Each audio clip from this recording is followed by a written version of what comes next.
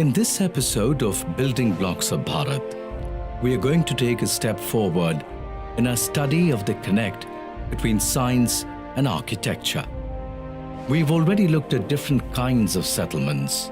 Today, we'll venture into one of the most stunning archaeological finds in India, the ancient site of Dholavira, which is part of the larger Harappan civilization.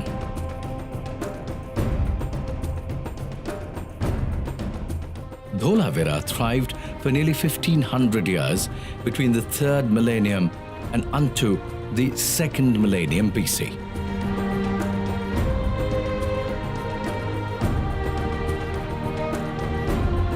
In Dholavira, we explore the science and technology evident in the city planning, from street plans-based geometric grids to water management systems, intricate fortification, and the complex use of materials, all of which illustrate the civilization's precision and expertise when it came to architectural and engineering skills.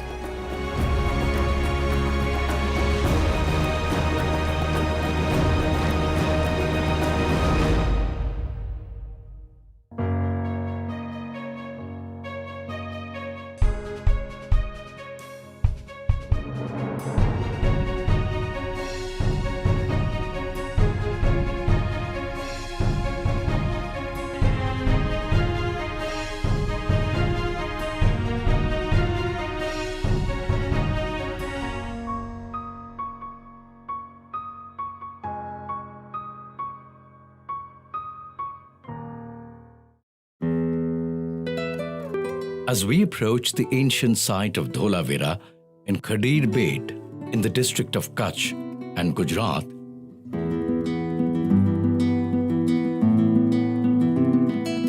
the landscape begins to change dramatically. Shrub forests and fields give way to a vast, desolate, lunar landscape. These are stunning salt flats of the Great Rann and must have formed as the sea retreated, possibly because of huge tectonic movements that happened over 10,000 years ago.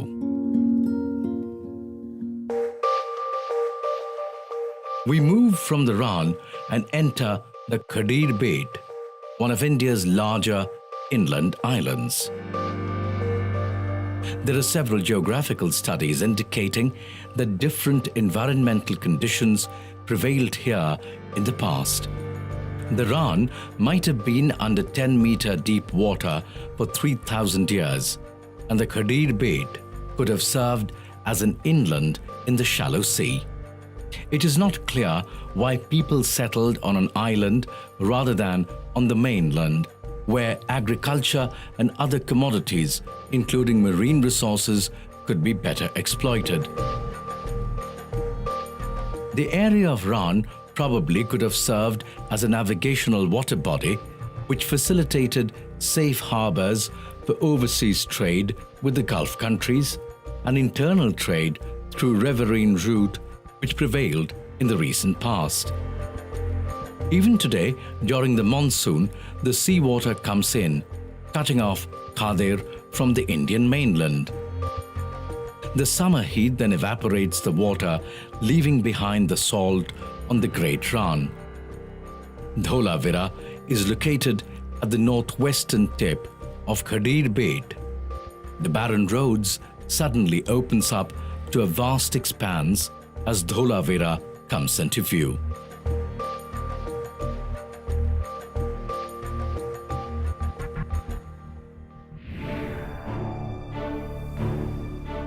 Dholavira is one of the 5 largest Harappan sites to be discovered and is part of the Harappan civilization dating back 5,000 years.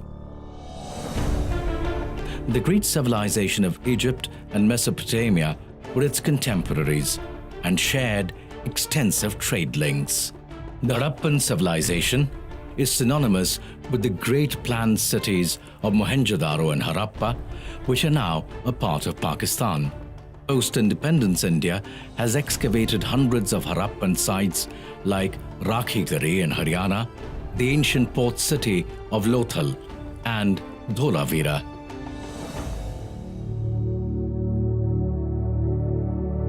India discovered Dholavira in 1967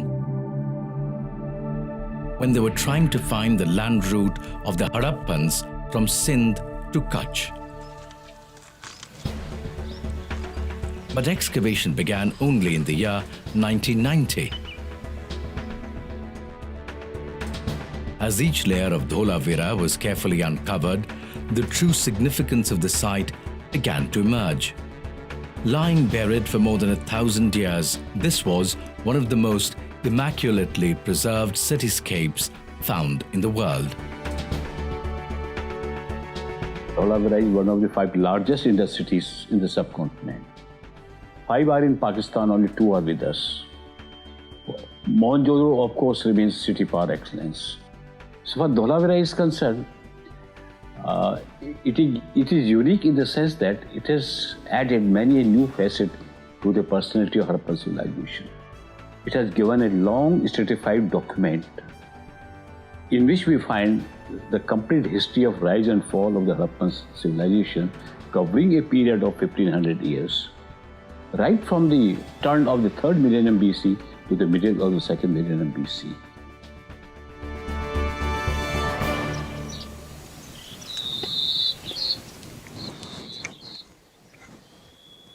As Arjun Bhagat walks towards the citadel of Dholavira, the imposing fortification surrounded by massive water reservoir greet him. In the midst of this dry, arid setting, Dholavira must have been a vibrant and beautiful city at the peak of its existence. The ancient Harappans planned the location of Dholavira from a strategic perspective to facilitate sea trade as well as environmental consideration. The island of Khadir gets patchy and infrequent rain, so for any civilization to thrive, it was imperative to store every drop of water. First of all, it is a multi-partite city, having 3 main divisions: Citadel, Middle Town and Lower Town. I think this is the only city where we could recognize distinctly the different parts of the Harappan planning.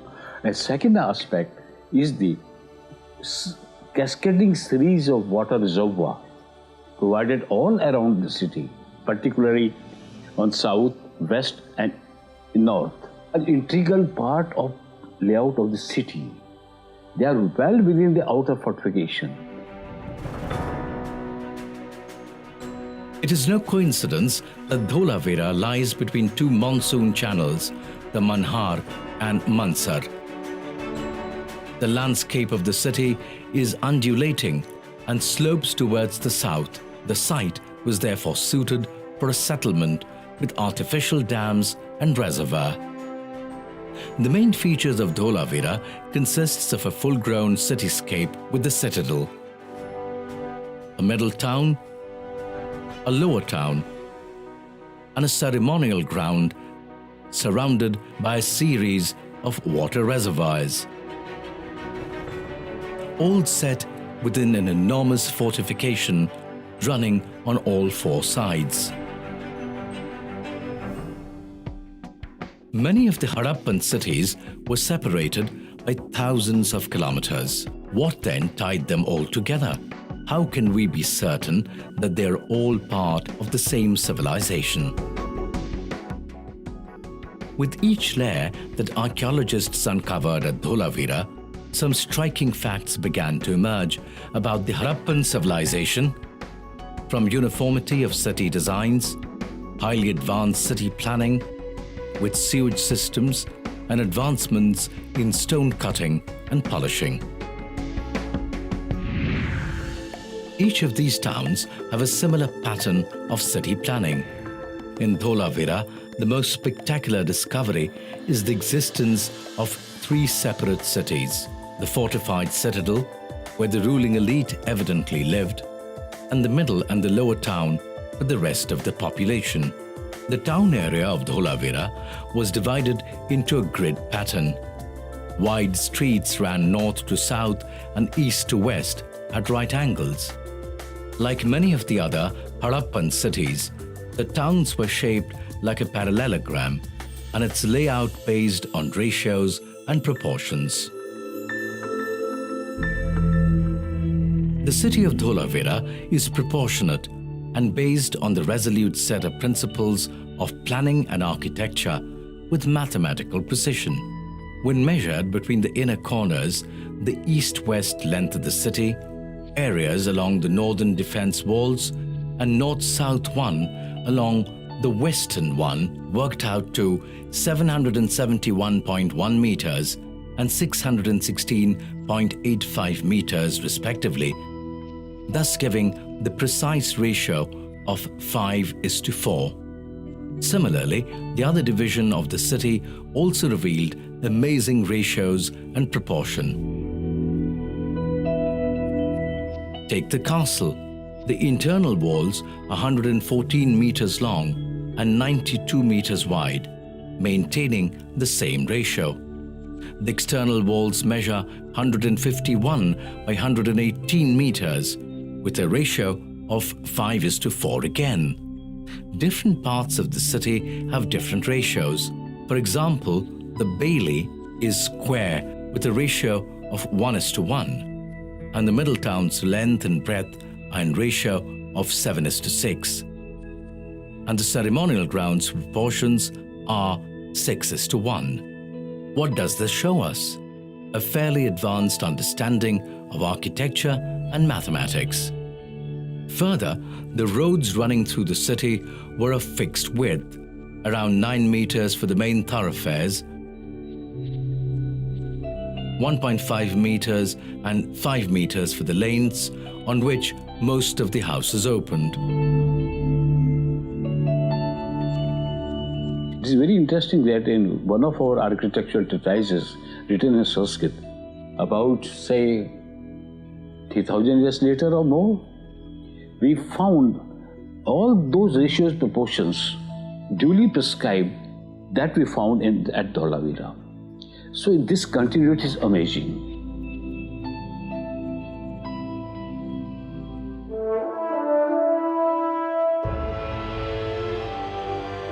Let's now move from measurements to building materials. The refinement of buildings and materials used reveals a high knowledge of civil engineering. Buildings in Dholavira were made of sun-dried mud bricks, stone and wood. If one measures the bricks, they follow the ratio of 1:2:4 in terms of height, width and length. As we wander through the site, we also notice that many of the brick buildings were actually clad with stone.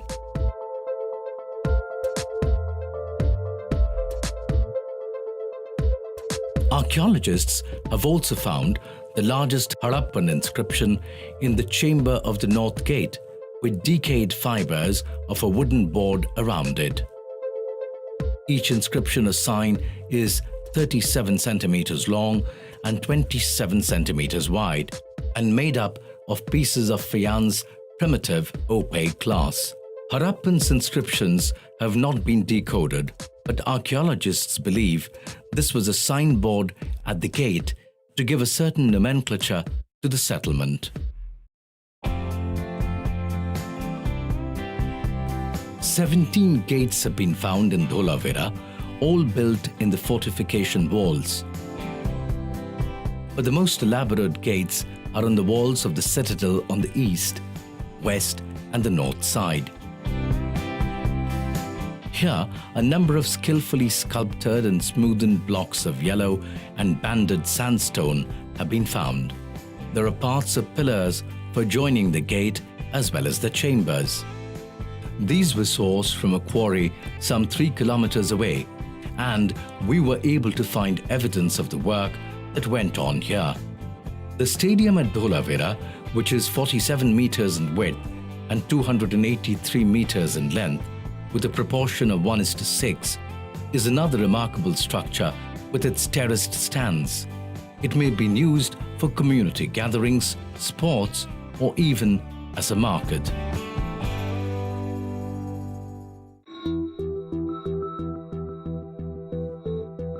Next, let us explore the meticulous water management of the city. The city planners of Dholavira realized that the best way to create a strong civilization was by managing water wisely. This drove them to develop a complex water system to service the city.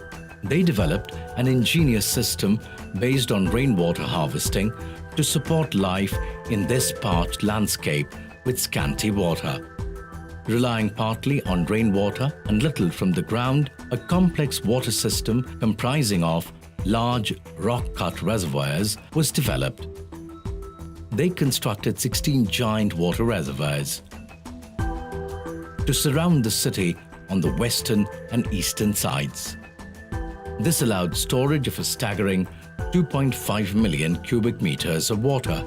A simple calculation shows that for 15,000 inhabitants, more than 54 liters of water per day was provided by the city planners.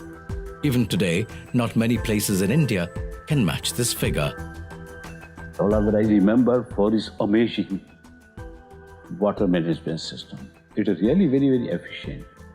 We know that today Kutch is very, very arid. It's very arid. It is desert, like a rocky desert. The rainfall is always very, very erratic in entire Kutch. So monsoon failures are very frequent, and so are famines. That's why the Harappans created a cascading series of reservoirs on all three sides of the city. As I said, that the water reservoirs are not outside the fortification, they are well within the fortification. So we can say they were very good water engineers. And Dholavira, I think, most eloquent example of that. They made such a system as if not a single drop of rainwater should go waste. They wanted to catch every drop of that and preserve it in one of their reservoirs. Many of these reservoirs have been cut out of solid rock. Some had steps built along the side to reach the water level, so people could walk down and fetch water. The floors of many reservoirs were provided with deep depressions or troughs where water could remain in exceptionally dry years. Dholavira was segmented into the upper and lower city. Owing to the upper city being located 13 meters above the lower, the reservoirs in the latter got filled up last. Interestingly, long before the Romans, the Harappans had constructed aqueducts to take the water from the reservoirs to the heart of the city, using the natural gradient. This water allowed the people of Dholavira to grow crops throughout the year. Copious amounts of wheat and barley was produced, which was traded via sea routes as far as Mesopotamia, located 3,500 kilometers away. An enormous step well has also been discovered in Dholavira. It is 73.4 meters long, 29 meters wide, and 10 meters deep, which makes it 3 times bigger than the Great Bath of Mohenjo-daro. This is the second largest water structure found in this region. On the top of the citadel is an extensive network of stormwater drains which has been excavated. These have been carefully designed to ensure that no flooding takes place within the confines of the citadel and that the water is carried into water reservoirs. Homes in Dholavira also had separate drainage which emptied into a common sewerage tank. Ironically, while the Harappans strikingly collected and stored each drop of fresh water thousands of years ago, in present-day Dholavira, no such provision has been made. Another interesting site within Dholavira is a huge circular structure that could be a cemetery. Unlike other Harappan sites, where the heads of the corpses point northward, here the graves face east or even northeast. However, the most curious fact is that nearly all the graves are empty. Though they all contained grave goods like pottery, beads and other precious items, the likely explanation is that they were memorials, not graves. 7 hemispherical constructions have also been found here. Many believe these to be cemeteries. In fact, one of the structures was designed in the form of a spoked wheel.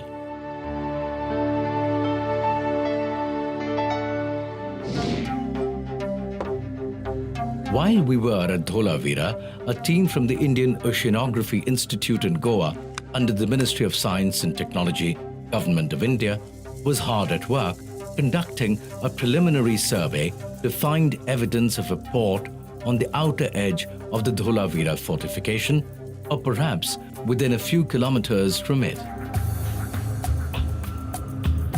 Using echo machines and other equipment, they are hoping to discover the missing trade links.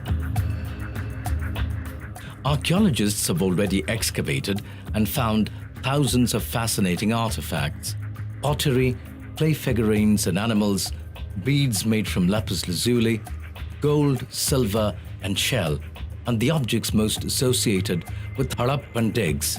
There are weights and seals depicting bulls, unicorns and other beasts.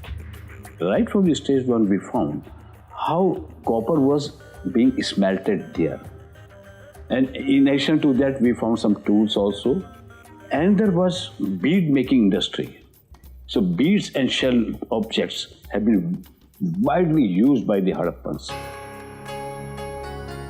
Like many other Harappan cities, the entire planning of Dholavira was planned on astronomical considerations. However, more work needs to be done to establish if the Harappan stone structures have any astronomical significance, if at all. By 1800 BC, Dholavira disappeared from historic records, indicating that the civilization may have come to an end. Experts believe that Dholavira's survival was based on tapping the waters of the Ghaggar River, which was dammed to fill the reservoirs. A powerful earthquake pushed the course of the river more towards the Ganges basin, leaving Dholavira high and dry. The area around became arid and the vegetation changed. The giant reservoirs slowly got filled with earth. What do we learn by studying these ancient sites? Well, we glean an understanding of how people lived. The technology, science and knowledge they used in everyday life.